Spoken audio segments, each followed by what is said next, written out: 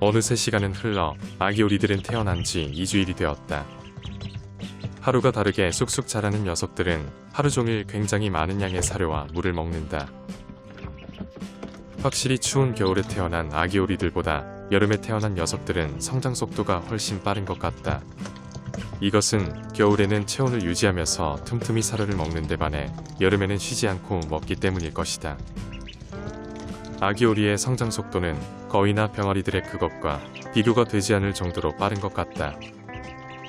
지금은 텃새가 되었지만 원래 청둥오리는 철새라는 점을 고려한다면 이런 빠른 성장은 당연한 것이다. 그런데 9마리의 아기 오리들 중 다른 형제들에 비해 유독 덩치가 작은 녀석이 한 마리 있다.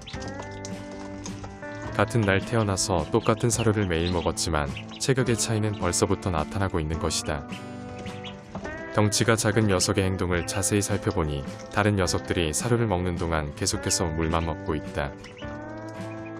당연하겠지만 사람이든 동물이든 잘 먹는 녀석의 덩치가 더 크게 성장하는 것 같다.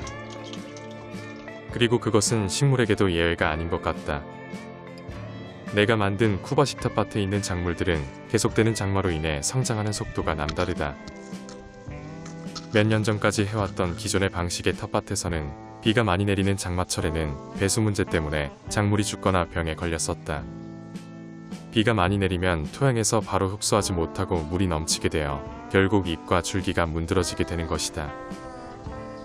하지만 올해 만든 이곳 쿠바식 텃밭에는 흙 대신 유기물을 넣었고 비가 아무리 많이 내려도 모두 다 흡수해버린다. 이처럼 텃밭 안에 있는 풍부한 수분과 양분을 먹고 자라는 작물들은 병에 걸리지도 않고 쑥쑥 자라게 된다. 특히 방울토마토의 경우 3m 이상으로 자랐는데 도대체 어디까지 자라는지 지켜볼 생각이다. 그런데 내가 심은 여러가지의 작물들 중 유일하게 지금 병에 걸린 작물이 있는데 그것은 참외이다. 원래 채소를 전문적으로 키우는 농부들도 가장 어렵게 여기는 작물이 오이나 참외 같은 종류다. 이 작물들은 세균 감염에 취약하기 때문에 자주 살균제를 뿌려줘야 병에 걸리지 않을 정도로 관리가 쉽지 않다. 하지만 나는 죽어가는 참외를 살리기 위해 어떠한 살균제도 사용하지 않을 생각이다.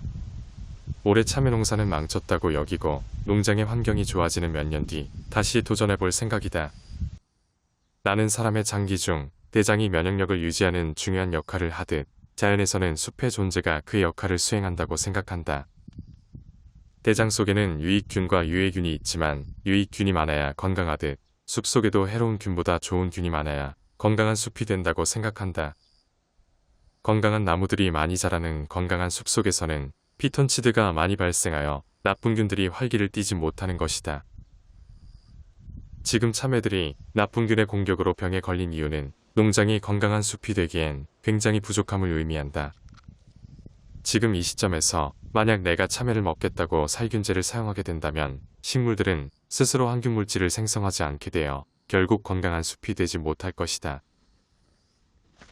건강한 숲이 되기 위해선 동물과 식물들이 만들어내는 생태계의 균형도 중요하고 숲 자체의 방어 능력인 면역력도 중요하다.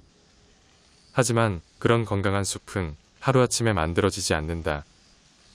지금보다 훨씬 더 많은 몇 배의 나무들이 농장에 심겨지고 울창한 숲이 되었을 때 비로소 나쁜 종류의 균들은 더 이상 이곳에서 활개를 치지 못할 것이다. 아직 갈 길이 멀지만 언젠가 농장은 건강한 숲이 될 것이라 믿는다.